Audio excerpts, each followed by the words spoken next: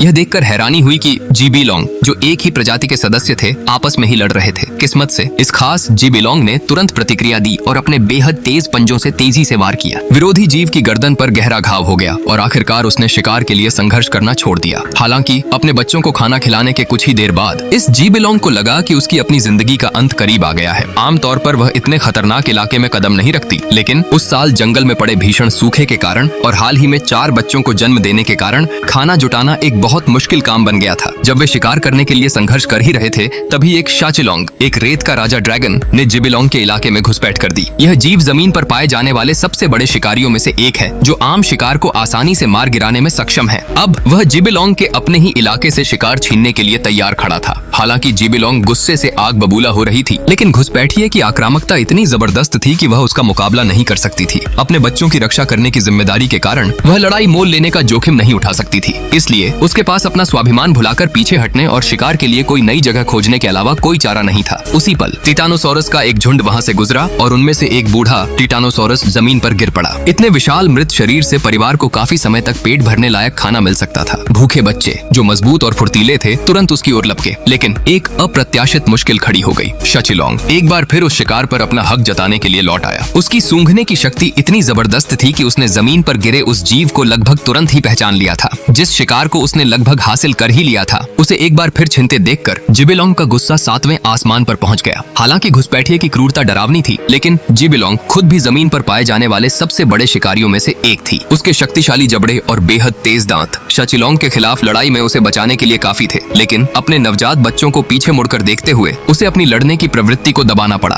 अगर ऐसी जबरदस्त लड़ाई के दौरान उसे कोई चोट लग जाती तो उसके कमजोर बच्चों के बचने की उम्मीद बहुत कम होती। इसलिए जिबिलोंग ने नदी की ओर जाने का फैसला किया, जहां मछलियों का एक बहुत बड़ा झुंड, जिसमें जिबिलोंग की पसंदीदा खुराक फांजुन्याओ भी शामिल थी, उस समय गुजर रहा था। फिर भी माँ जिबिलोंग सीधे नदी के किनारे नहीं जा सकती थी। शिकार करने की सबसे अच्छी जगहों पर पहले से ही कई दूसरे जिबिलोंग का कब्जा था। यहाँ तक कि अपनी ही प्रजाति के लोगों के बीच भी अगर वह घुसपैठ करती तो उसे आक्रामकता और हमलों का सामना करना पड़ता। इसलिए माँ जिबिलोंग ने शिकार करने की सबसे अच्छी जगहों को छोड़ दिया और इसके बजाय एक ज्यादा शांत दूर दराज के इलाके में भोजन खोजने का फैसला किया। हालांकि इस इलाके में एक वयस्क अजिलोंग भी रहता था। खुशकिस्मती से दोनों जीवों का आकार लगभग बराबर था, इसलिए उस इलाके के मालिक ने जल्दबाजी में हमला करने की हिम्मत नहीं की। आखिरकार उसने माँ जिलोंग को नदी में शिकार करने की इजाजत दे दी। अपनी अनोखी शारीरिक बनावट की वजह से माँ जिलोंग बहुत तेजी से तैर सकती थी। हालांकि फांजुन्याओ, जिसका वह शिकार करना चाहती थी, आकार में काफी बड़ी थीं, लेकिन उनकी आंखें सिर्फ अपने ऊपर की जगह ही देख पाती थीं, बहुत तेजी से। हाँ, माँ जिलोंग पानी की सतह के काफी नीचे तक गोता लगा गई। जैसे ही कोई फांजुन्याओ उसके ऊपर से गुजरी, उसने पूरी रफ्तार से